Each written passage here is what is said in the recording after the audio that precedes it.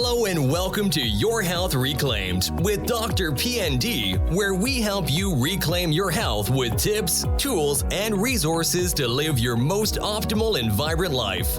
Here's your host, DrPND. Hello and welcome to Your Health Reclaimed. This is your host, Dr. PND.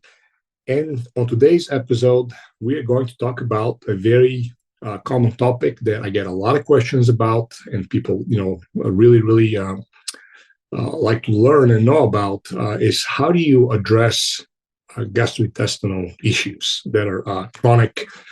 And that is a topic that, has obviously, been talked a lot about the last, decade and a half. There's a lot of, gut healing supplements and gut healing programs and, obviously multi-level marketing all the way down to, some cheap supplements from Amazon. Everybody is talking about a particular supplement, a particular program, that is going to, be end all and be all of, healing gut and gut health and everything in between. And because there is a popular topic, and quite frankly, it's honestly one of the most confusing topics that I've seen come across, I really like to take this time to really educate you guys on the basis and the principles of addressing gastrointestinal health issues that are chronic, meaning chronic that, something that, conventional medicine does not do or is not able to address. And when I say address, I mean fix, I mean heal permanently, or at the very least, drastically improve the symptomology without, taking dangerous medications or just, addressing the symptoms themselves, without really healing. So I really want to set the record straight. I want to give you guys really a realistic understanding of what that entails. By all means, this is not, any kind of medical advice. What I'm going to discuss here is not for you to go on your own and, try to implement things. This is just pure information to help you hopefully understand how complex and thorough and, involved, true healing of the gastrointestinal system can be, and how many variables and, things have to be considered. So with that being said, what functional medicine, holistic health practitioners use that are successful, okay, is called a 5R. R is a race, a 5R protocol sequence. Okay, it is not a cookie cut protocol by any means. It's not a one and done be all end all. It is these are just principles and steps that have to be taken in order for successful address of gastrointestinal issues to take place. So the 5R program ultimately is a guideline, a roadmap, if you want to call it, to support gastrointestinal health and function through what's called 5 phases, and that's where the 5R comes from. The 5R, it's an acronym for remove, replace, replenish, revive, and rebalance. This program is clinically relevant for those with anywhere from occasional gastrointestinal symptoms, gastrointestinal conditions or disorders, unbalanced microbial environments, malabsorption and digestive dysfunction, and anywhere in between, to ultimately usually a lot of the most severe cases. The 5 phases of the 5R program can occur in either sequential order, meaning like, for example, you're focusing on removing first, then replacing, or those can overlap depending on the circumstances or, obviously as directed by the, healthcare practitioner and how they feel best to utilize it. So you can have 2 or 3 phases, meaning 2 or 3 R's of the 5R program going on at the same time, or you can have a purely sequential. So first, to understand something is the worst thing to do is try to diagnose yourself and or have an incomplete diagnosis by symptomology alone. Perhaps there are, practitioners out there who have been doing this for, many decades, and they're extremely comfortable with symptomology only, although I haven't seen anybody. I certainly do not do that. I don't like to guess and assume. I always test. So first and foremost, you have to have the pertinent testing, okay, in order to understand what is it that you're dealing with. When somebody comes in, with substantial GI issues, it's always good to know that they have had an endoscopy, colonoscopy, and any kind of comprehensive examination, preferably even imaging, of the gastrointestinal system by a licensed medical professional that rules out anything, obviously the obvious, like cancers, obstructions, physical obstructions like hiatal hernias, any kind of blockages, and so forth. And from there, if all that is clear, even though if they diagnose the person with inflammation of the colon or IBD, IBS, ulcerative colitis, zonulin, what do you call it? I'm losing my train of thought. Celiac. That's fine. These are going to be functional issues and not anything structural. So at that point, there's nothing that they really will be able to do for that person. And that becomes a functional issue of the gastrointestinal system that has to be addressed accordingly. And this is where the 5R protocol comes in. So testing of this caliber is essential. So from there, that's where functional testing comes in. So the first two tests that almost always are implemented by many people that do well with these programs are, first is going to be a comprehensive, very thorough functional stool test, something like the GI map, for example, which is the qPCR DNA stool test. Is very comprehensive and very thorough. Looks for many, many different things, inflammatory markers, digestive capacity, pathogenicity of all sorts, microbial balance and dysfunction of that, opportunistic overgrowths, you name it. So that is a must test to understand what exactly is it going on, what needs to be removed, what needs to be rebalanced, what needs to be replenished, revived, and so forth. So this is why you can't guess. You have to test. A second test that is usually done, and I most certainly like to do, is a very comprehensive IgE and IgG food sensitivity and allergy testing.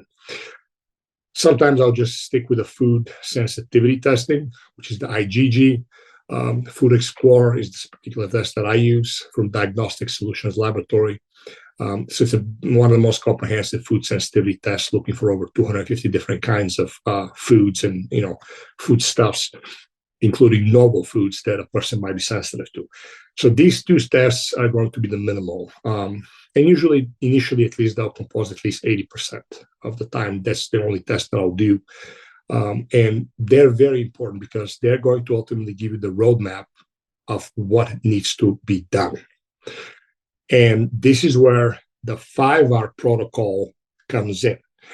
Based on the testing, depending what it finds, the first R of the 5R protocol, which is to remove, it might not be needed. So if there's no pathogens of any kind, whether it's bacterial, viral, fungal, protozoan, multicellular like worms, there's nothing to remove, then that step of the 5R protocol can be completely eliminated. It makes obviously things simple. But you cannot guess, you have to test. Okay. That saves a lot of time, money, energy, and aggravation, honestly, in the long run, because it really, again, it gives you a very detailed roadmap of what needs to be addressed and how. So let's go over the 5R protocol, what it means, and what exactly does that actually look like. So, as I said before, the first R of the 5R protocol stands for remove.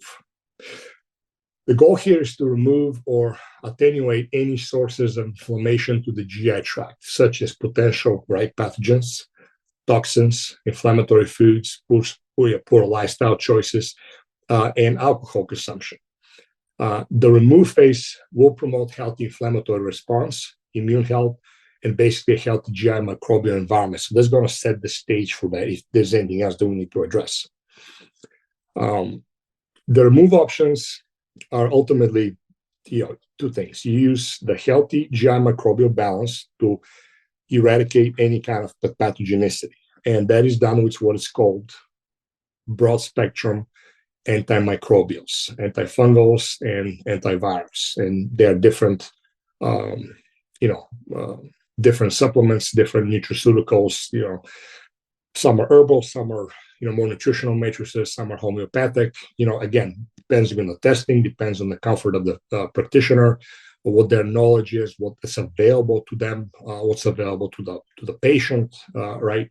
What, depending on where they live, is going to use that. And the other part of the remove is what's called the immune support. So when you are removing something, you have to support the immune system, right? So one, you're removing the inflammatory triggers, which is great, but then you have to support the immune system. Oftentimes, when somebody does have pathogens, it is not wise to start to remove things right off the bat, right? Because the initial,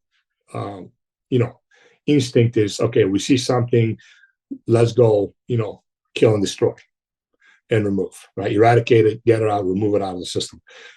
That can backfire on many levels, but most importantly, a lot of people with GI issues, chronic GI issues, long-standing GI issues, are going to have a compromised immune system. Also, keep in mind, here in the United States, at least, we are well over 60% of the adult population has chronic disease. Anytime somebody has a chronic disease of any caliber, they will not have an optimally functioning immune system. And just by default, to some level or another. Again, genetics matter, the constitution of the person matter, age, their psychological, ability to perceive stress. Many factors obviously affect that, but generally speaking, you will not have any optimized immune system. And also, a lot of people are under chronic stress, as we all know, especially for the last 4 years, has been very tough on people, starting with COVID, then, elections and this and that and the other, all the issues that we had. Our nation generally stressed, okay, to a level that has not been stressed prior to 2020. And then we see that, my colleagues and I, we see that all the time. People are generally stressed. If they personally don't have a lot of stress in the sense, meaning financial or anything going on in personal lives and directly in the family, if they still have an outside, just by association stress, it has definitely reason. So anytime you have chronic stress increase, you are going to have a lower immune function to some extent or another. That's why I'm really taking the time to emphasize that, because a lot of people do not understand or don't respect how stress, whatever that might be, will affect the physiology of the body, hands down. And the first thing that affects is the gut, gastrointestinal system, without fail. Okay. The old adage, you can't have, happy, tummy on sour thoughts. That's very true, because you can't. It does affect that. So that has to be respected, and it's very insidiously slow and unassuming. A lot of times, a lot of people think that they don't have stress, which actually they do. And remember, stress is perceived differently by different people. What might be stressful to one person might not affect as much the other person. So don't ever compare yourselves to what somebody else is and isn't doing, or what they're stressing about and what they can handle, they cannot handle. Always look at yourself. It's all relative and personal. So again, I digress here, but it's important. Immune system has to be supported by any means necessary. That obviously is, again, improving lifestyle choices and circumstances, if you can, to reduce stressful situations. So the immune system needs to be supported, needs to be optimized. So a lot of times I do what I call an acclimation phase to get people, build their bodies up with nutrition, take out the inflammatory aspects and, things that interfere with their health, get used to eating healthy food, basically start to normalize the physiology and optimizing the nutritional status of the person, the mitochondrial function, energy production, utilization, everything. That makes the body stronger. Then when you apply the remove part of the phase, it works great because now you have a stronger system that can handle. Because everybody has probably heard of the die-off reactions or Hersheimer's reactions, Hersheimer, whatever you call it. These are die-off reactions. When you start killing pathogens, a lot of times you will get what is called a die-off reaction, because when those microorganisms die, they create endotoxins or they release endotoxins, whatever. And people get things like bloat and gas and nausea, diarrhea, sometimes cramping. They can get, flushed with, sometimes you literally get atopic dermatitis. They'll literally get hives and breakouts with acne or with, weird rashes. So that is called Hersheimer reaction. Obviously, vomiting can be some severe cases. Most often it's gas, bloating, grumbling, and loose stool. And some people will have explosive diarrhea, but they just it's part of it. So what ultimately you try to do is either minimize that and or avoid it altogether. And that is important to be able to build the body up, then start to kill off. So the body's ready to go and remove. In the remove phase, oftentimes, if not all times, depending on what you're trying to do and remove, you have to, along with the broad spectrum antimicrobials, fungal, virals, you have to use binders to be able to get those endotoxins that are being released in the gut. That also greatly minimizes, if not completely eliminates, the die-off or Hersheimer's reactions. Okay, so that is the remove phase. Guys, I know it's a lot of information. I know we live in a world that everybody is wanting the quick, give me 1, 2, 3, maybe 5 quick tips to do this, that, and the other. There's no such thing as quick. Okay, get that out of your mind.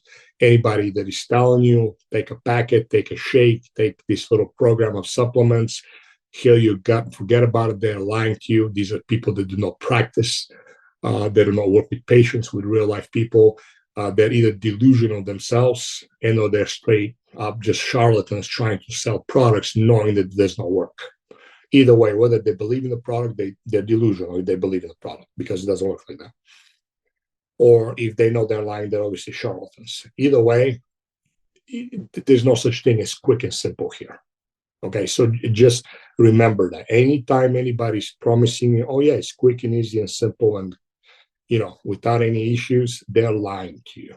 You're not going to heal and address a long-standing chronic problem, okay, with a supplement or 2 or 3 and some little BS program. Not going to happen, okay? And I'm going to go into that too, what the journey really entails.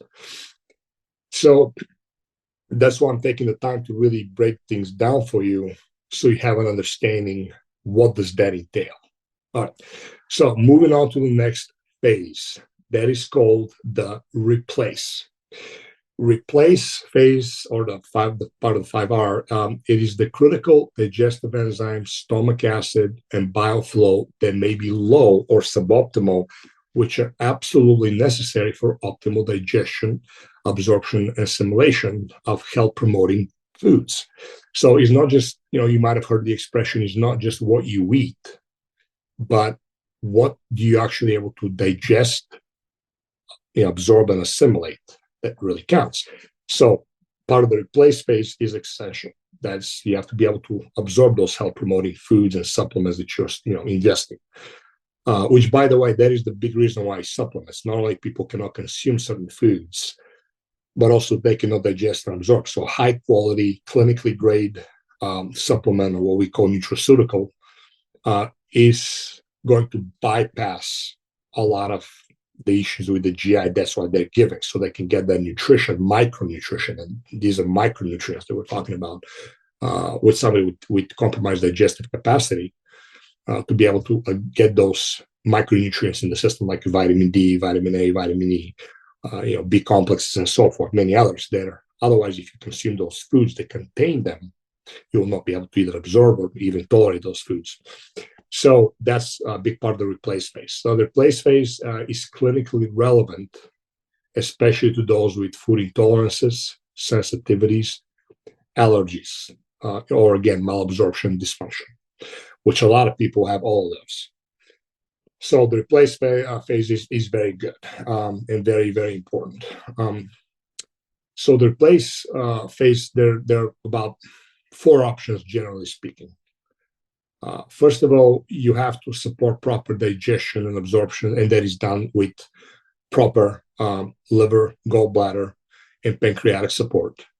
And digestive and pancreatic enzymes, depending on what the person needs. You have to test for those.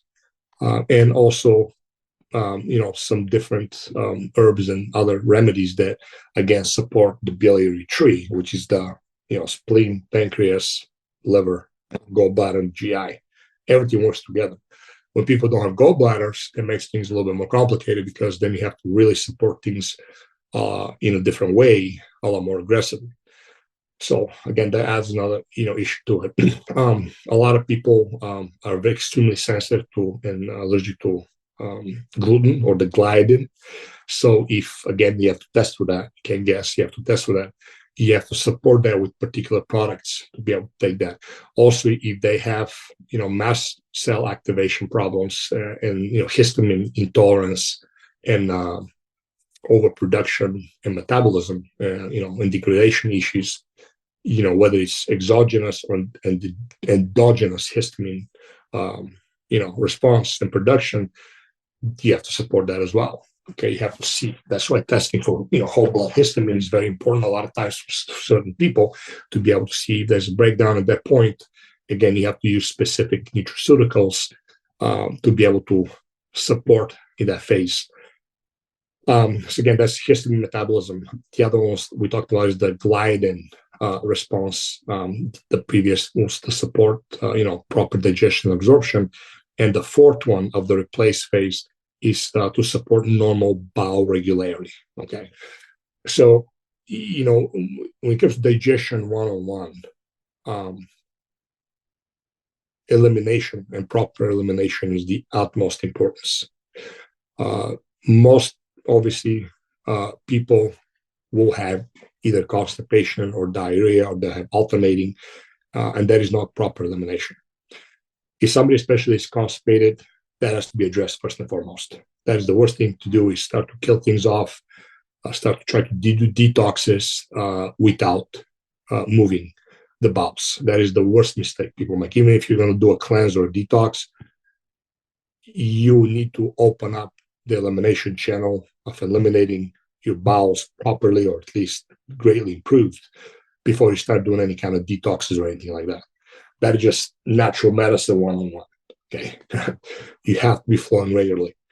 There is a very big myth, and it makes sense, because people that have diarrhea, chronic diarrhea, the assumption is that they're always cleaning themselves out. Actually, that's not the case. A lot of times you can have such a severe dysfunction that you have impacted fecal matter into the colon, and while at the same time you have diarrhea. So just because somebody has constant diarrhea does not mean that they are not constipated or impacted, I should say. Constipation is you're not going regularly, but impaction is actual fecal matter that sits there and putrefies in the pockets of the colon, especially if people have diverticulitis, that literally sits there and putrefies and just produces toxins after toxins on a daily basis. And they might have diarrhea, but they're still impacted. So that too has to be addressed. Again, it's not as simple as people think. Okay, so that is the 2nd phase. The 3rd phase is called replenish.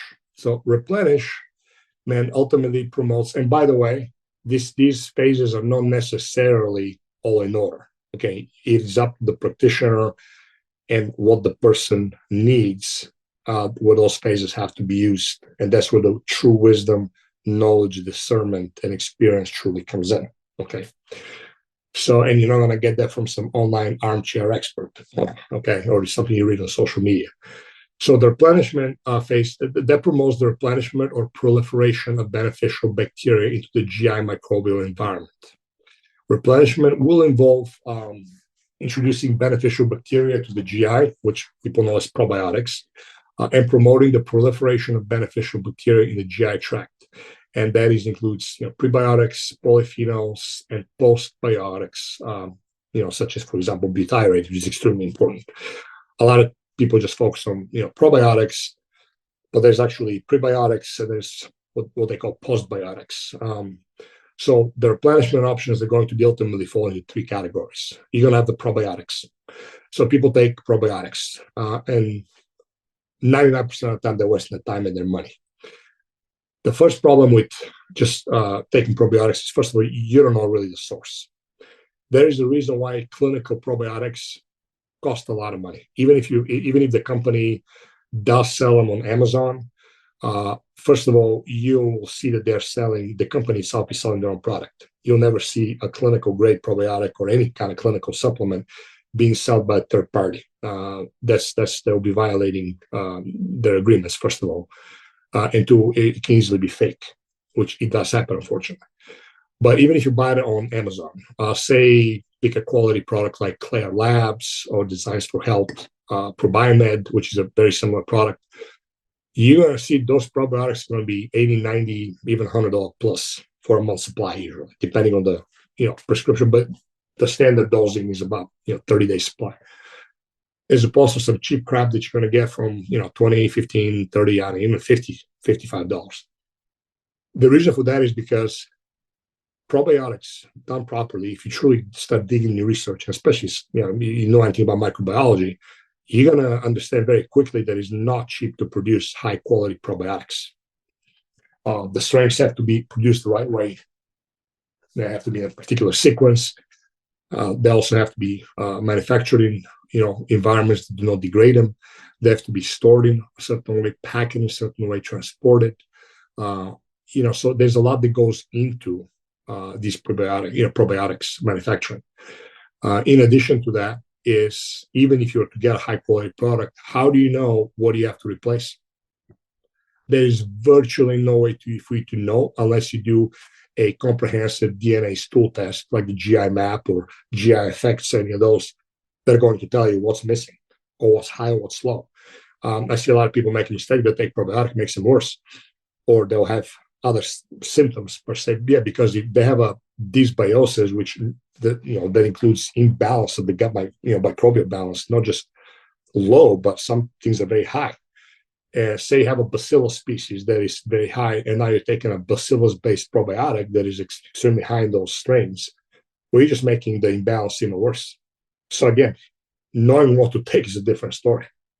So it's not just the quality of the probiotic, but it's also what is it in the probiotic that you actually need for yourself, not for your friend or somebody else says you need. What do you need? Again, can't guess. You have to test. So these are the two issues with probiotics: is the quality of the probiotic, the power of the strains, the synergistic strain acquisition inside of the probiotic, what it's used for. Sometimes some of them are single strains, but a lot of them have different synergistic strains working together. And also, again, what is it that you need? And then based on that, the third aspect is going to be, well, what kind of dosing sequence are you needing? Do you need 50 billion of this one, 100 billion, 3, 4, 500 billion? What is it you need? So all those things, again, make a difference, and you're not going to know unless you test and you know what you're doing. So the replenishment options, again, that's probiotics number one. The third one is the prebiotics and the polyphenols. Okay, these are going to be different, different fibers of different kinds, polyphenols, coming from a lot of, organic fruits and vegetables and other stuff. Obviously, if the person they're sensitive to certain foods, they have digestive issues that, blueberries or strawberries, raspberries, kiwi, anything with high, polyphenol content, like, tart cherry, black cherry, limes, lemons, oranges, whatever it might be, that they can't tolerate that, then you have to use the proper supplement to be able to provide those polyphenols. Okay.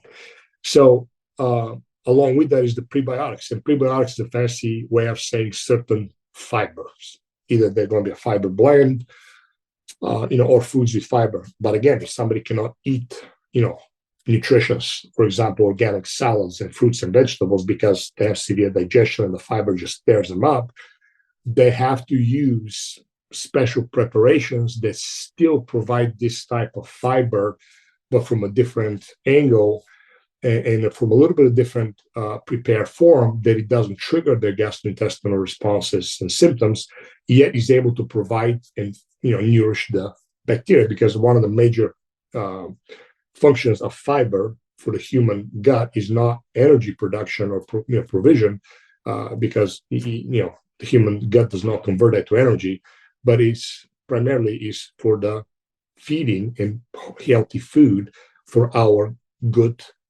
gut bacteria. Okay, so you have to provide that. All right, that's very, very important. And the third aspect of the replenish options is going to be the postbiotic. Okay, so prebiotic, probiotic, and postbiotic. That's a fancy way of saying you need, again, certain support. The probiotics, that these are basically direct foods that feed, again, and nourish our good gut bacteria, such as butyrate. Okay, butyrate is a fatty acid that is very high in virgin coconut oil, coconut butter, and grass-fed butters. Now, again, some people can eat those, or they don't want to eat those. They can't tolerate that. So at that point, you have to get an extracted supplement that provides the butyrate. And there's other ones, obviously, depending on what the person needs. So again, you have to know what a person needs, and you have to be able to provide either a food or a supplement based on what they can and cannot eat, or will and will not eat. So that's very important. So that is the replenish phase. Okay, so now let's go to the fourth one, and it's called the revive phase.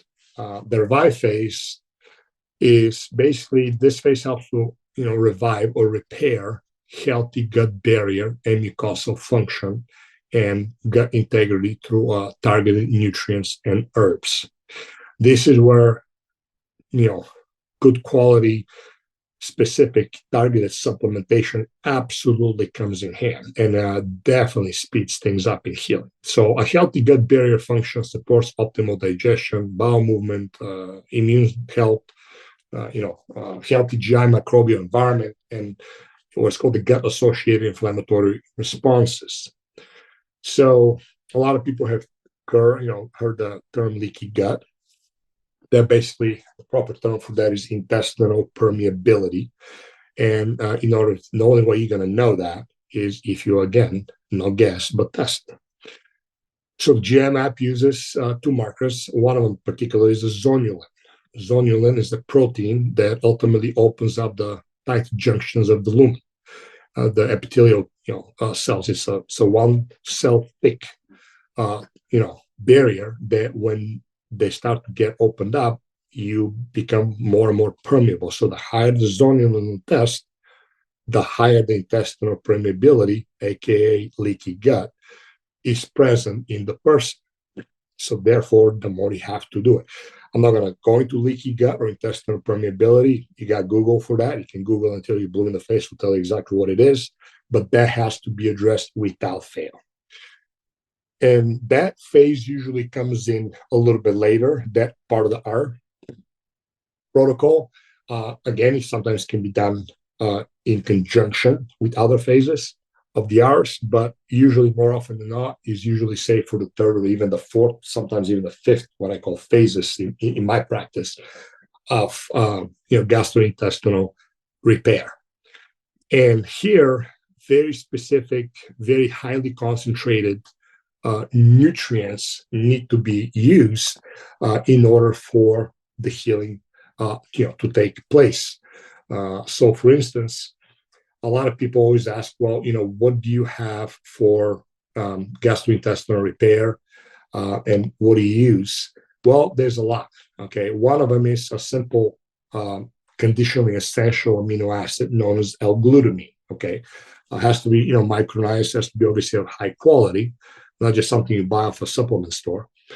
But glutamine in general is very important in healing the gut mucosa and the gut in general. It's good for many things, including inflammation, muscle recovery, joint recovery, inflammation, you name it. But you have to be careful because some people do not convert glutamine, and they'll convert that to glutamate, somewhere along the line, and it can actually increase anxiety in some people, or they can actually make them a little nauseated. That happens maybe about 5% of the time, but it does happen. So as effective as that is, you have to, again, know what you're using. You have, to see how people respond to it. So L-glutamine, it does promote gut barrier health. Another essential nutrient is called N-Acetyl-D-Glucosamine, or stands for NAG. That is not to be confused with N-acetylcysteine or NAC. That's different. Although I use NAC a lot for a lot of gallbladder, liver issues, detoxification patterns, and so forth. But aside from that, the NAG, N-acetyl-D-Glucosamine, has a major role in supporting gut health and barrier integrity rebuilding. So these two nutrients are extremely, extremely important. Again, you have to see, some people are sensitive to them, some people react to them, again, about maybe 5% of the time, but these are definitely essential. Oftentimes they're used in conjunction with each other, and depending on the severity, depending on the person, what they can tolerate, dosing will vary. I personally like to dose things high because I do not like to waste people's time and money. It's a lot easier for you to back off of a dose. First of all, when you're using natural substances, you're not going to hurt anybody, okay? Yeah, they might get a higher DAF reaction. Yes, they might get a higher response like nausea. They might get diarrhea, even vomiting perhaps. Not a problem. You can back off the dose and then rebuild the slowly back up. But what I absolutely hate is when people start really slow and they sit there for weeks, then they'll up it up again, sit there for weeks, and it will literally take months to even. And then a lot of times they don't even know if actually there is an effective dose. The body will tell you if the dose is effective. Okay, it's easier again because remember, you're not dealing with over-the-counter or prescription chemical medications that have side effects or can have side effects. You're dealing with natural substances. So aside from a little nausea, maybe vomiting, maybe some loose stool, and some a little cramping or something like that, that's the only thing you're going to get. So back off. For example, magnesium, almost always you're going to know you reach your dose when you get a loose stool or a looser stool than you have. Then at that point, you back off the dose and see where you stay. That's one of the easiest ways to titrate magnesium. But the worst you can do is sit there and lollygag with your dosing, waste your time and money, literally time and money, with dosing that is not adequate. So again, you have to know how to dose those supplements. It's not just knowing what supplement you need, but knowing how to dose those supplements. So again, glutamine, extremely important. N-acetyl-D-Glucosamine, extremely, extremely important. These are very essential in healing gut integrity.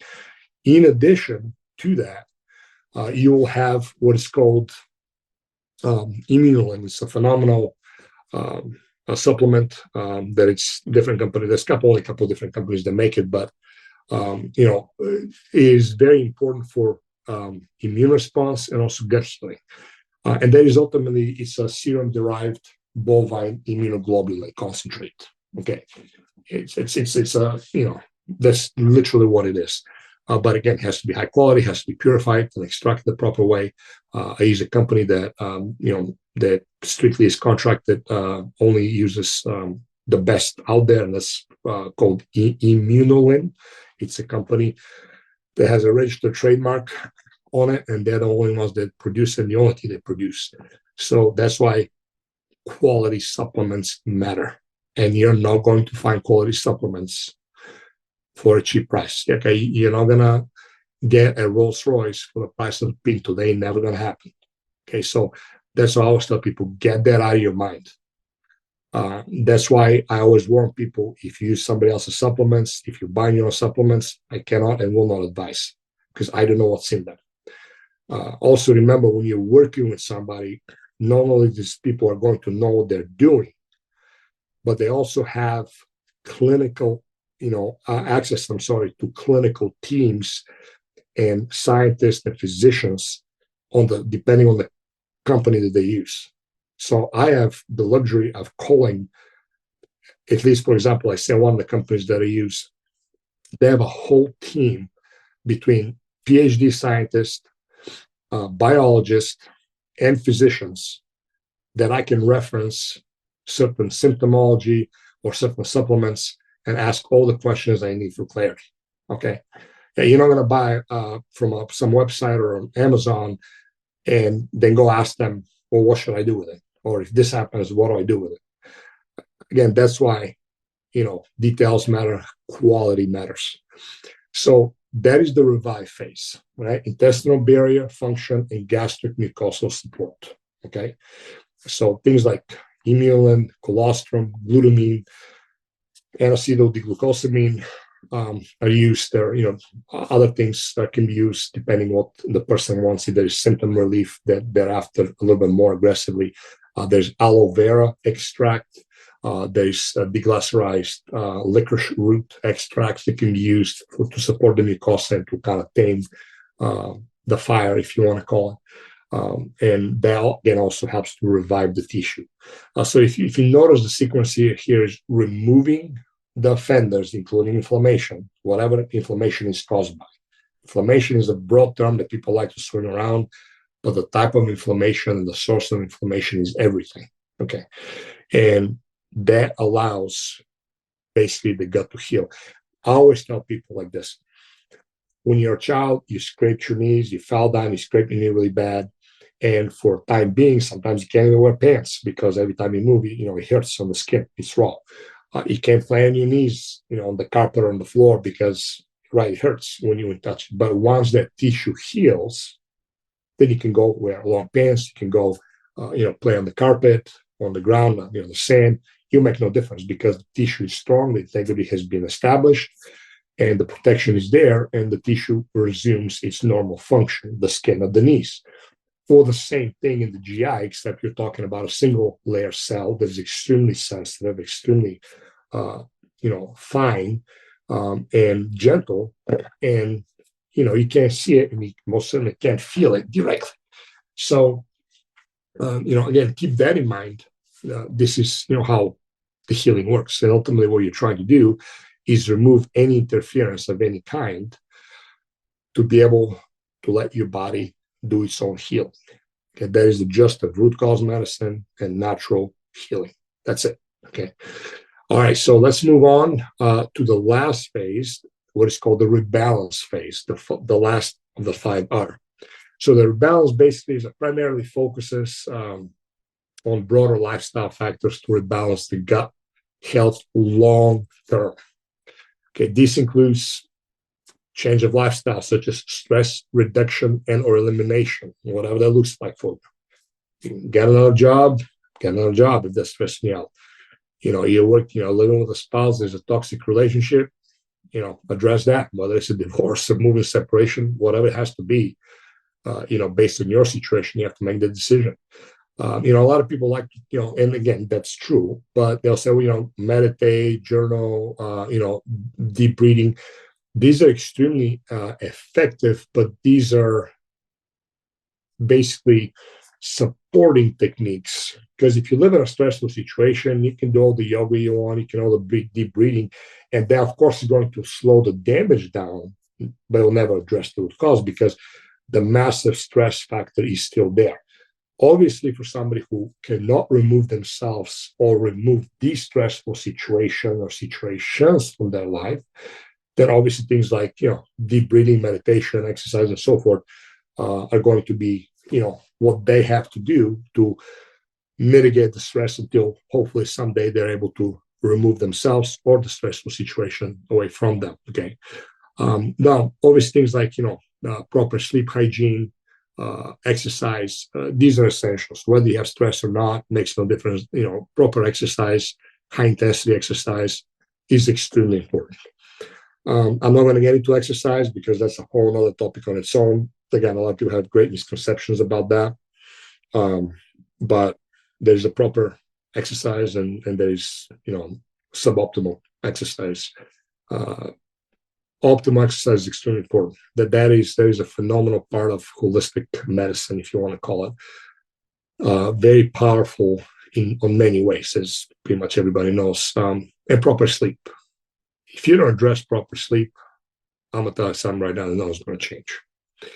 If you're sitting here barely sleeping having massive issues of sleeping, it is a lot of times, it is almost always best to address the sleep patterns to at least drastic degree of improvement before even beginning any kind of healing program. Now, I'm not talking about somebody who sleeps 6-7 hours a day and sometimes they have restless nights. I'm talking about people that have chronic insomnia, chronic sleep problems. And that also includes people with sleep apnea. If somebody has moderate, severe, especially sleep apnea, if you don't address that, a lot of times healing cannot take place. Okay. And especially when it comes to, if you're trying to address cardiovascular health, heart disease, you will without fail have to address sleep apnea. I'm not going to even get into that because that's a whole topic on itself. But I can tell you, people that have moderate to severe sleep apnea, they cannot heal usually. So keep that in mind. If you do have that, if you have a PAP, machine, CPAP machine, use it. They give you that for a reason. But anyway, again, I digress. I'm sorry, but this is just something that I always want to get the truth out from what I know. I always say that now I don't know it all, and I never will know it all. Anybody who thinks they know it all, they're delusional, they're lying. I will always repeat that. But I want to give you the truth of what I know through experience with real people. Okay, not theories, not hypotheses and assumptions and predictions, but actual real functioning living people that are going through these struggles and are coming on the other side successful. So the rebalance phase is very important. Again, this is something that is huge, and also the part of that phase, the 5R, also includes incorporating long-term sustainable dietary and lifestyle changes that will promote the health. Let me give you a brutal reality. I'll have people come to me and say, well, here's what I'm struggling with. Endoscopy, colonoscopy, physical examination was clear. I did have a little bit of inflammation or not, whatever they find. But I'm really having these issues. How do I fix that? I let them know what the reality is, what has to be done. Obviously, some people say, I really can't do that. Don't want to do that. Okay. They go about their own way. People that say, yep, I want to do this. I know it's going to be hard, but, hey, I want to do this for myself. And they do. And oftentimes, we start going down the line, and they'll eventually at some point, sometimes even the very beginning, they'll ask, well, when can I go back to eating those foods or living the lifestyle that I live? And depending on what that lifestyle is, I often tell them it might be never. So you need to make a decision. If, you live in debauchery of, drinking, smoking, and eating processed food and, going out to eat is a massive part of your lifestyle, then at that point, you don't have a massive choice to make. It just that is the reality of it. You can't have your cake and eat it too. And again, this is different for different people from different perspectives. Things have to be taken.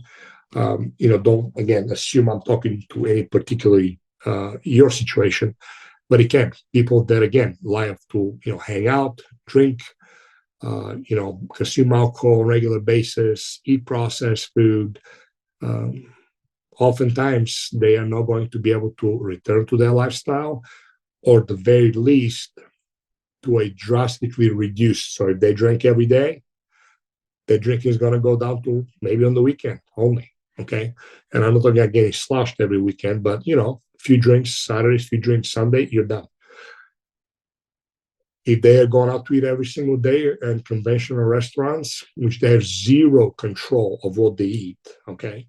First of all, they're eating, cattle chicken, which is conventionally raised, feedlot operation meat, vegetable seed oils, cross-reactivity of different foods, including gluten and gliadin. Again, you might order a salad with chicken or fish, you know what you get. If you're ordering salmon, there's going to be, either farm-raised salmon or worse, even genetically modified farm-raised salmon.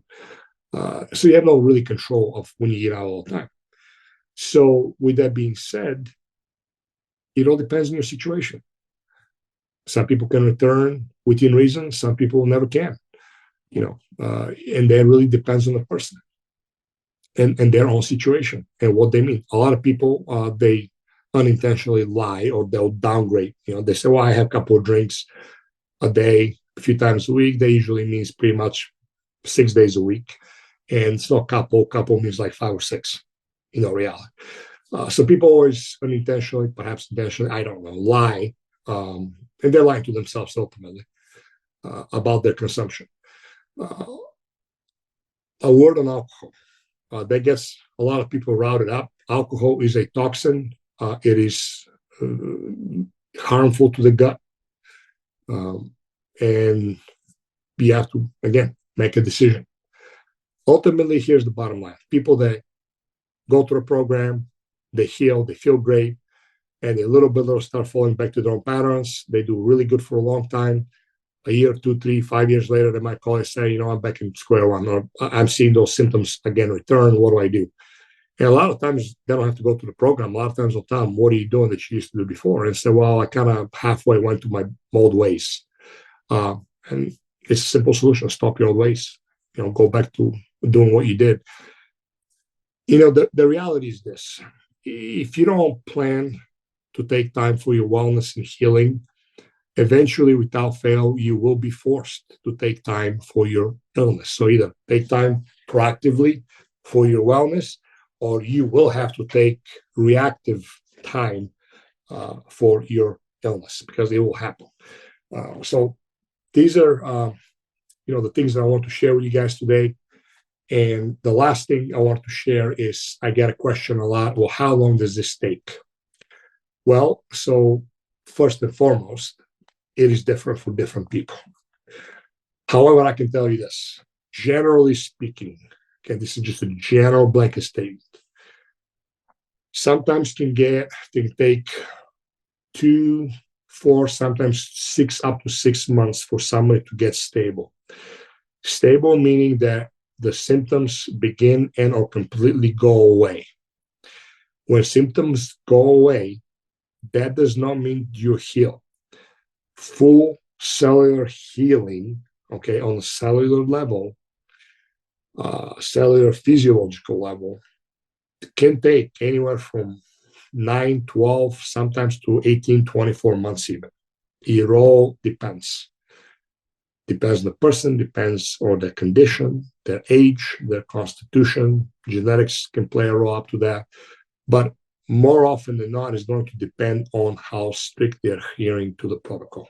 That is almost always the limiting factor, because even someone who is young and with a strong constitution, and they're able to fully heal within 9 months, same person with a condition that are older, a lot older, weaker constitution, they might take him instead of 9 months, 12, 14 months. Relatively speaking, not much difference. Remember, when you have a chronic condition, that has not been going on for yesterday, last week, last month, or even last year. That has been brewing usually for years, if not decades, depending on the person. Okay. So when you start to feel the symptoms, things have been breaking down at this point for a very long time. Anybody you go to and ask a physician, hey, somebody gets diagnosed truly, assuming they have a correct diagnosis with type 2 diabetes mellitus, they're going to tell you that didn't happen yesterday, last week, or last month, or even a few months. It has been years in the making. Okay, same thing here. When you have a GI issue, that things start to become chronic and you're getting more and more symptoms, these things have been brewing for a long time. And by the time you actually feel the symptoms, again, it's been going on for a while. So healing, even though relatively speaking takes a lot faster, meaning it's not going to take you years to heal. It's not even like you go down for 5 years. It's not going to take you 5 years to go back up and fully heal. But it does take many, many months, if not up to a couple of years. So you have to always respect that. If it took you 10, 12 years to start to go down and experience those things, especially if you live with those symptoms for a long time, And especially if you live with those symptoms for a long time and we're managing those with medications, prescription, heavy medications, that's even worse. It's going to take some time to heal. So be realistic. That's why I hope this podcast does make sense to you, because it is not as simple. People, if it was that simple, anybody can go on Amazon or the likes, go social media, listen to the little armchair experts, buy a supplement or 2 or 5, a few weeks at the most, and you'll be done. It does not work like that. It is complex. Don't waste your time. Don't waste your money. Contact somebody who knows what they're doing, who specialize in that, who have, dealt with that, and that's all they do. There's a reason for that. I mean, you're not going to go to a PCP if you break your arm. You're going to go to an orthopedic specialist to be able to issue that. Same thing here. It's not, it's not that much different. Just use common sense. Common sense is very important, but don't be deceived. We live in a day and age that, yes, free speech is important, obviously, from our Constitution hinges on that, but there's so much deception and lies, it's insane.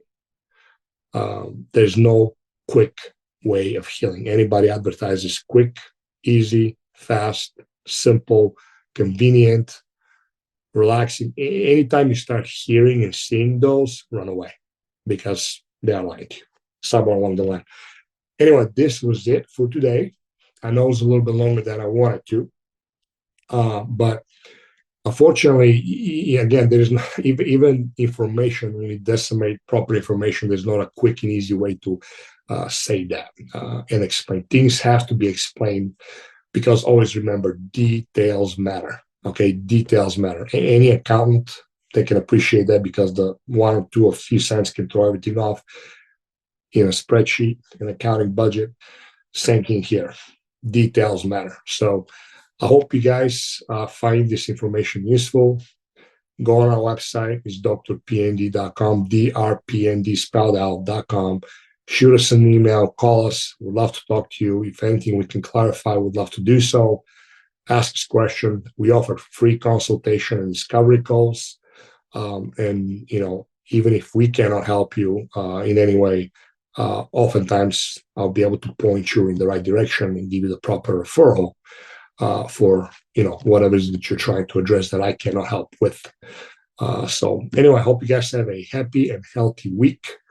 And until next time, hope you guys stay healthy and safe. Talk to you later.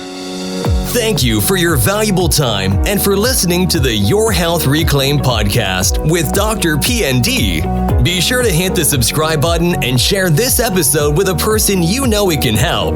If we can help you in any way, or you would like to connect with Dr. PND, please visit drpnd.com. That's drpnd.com.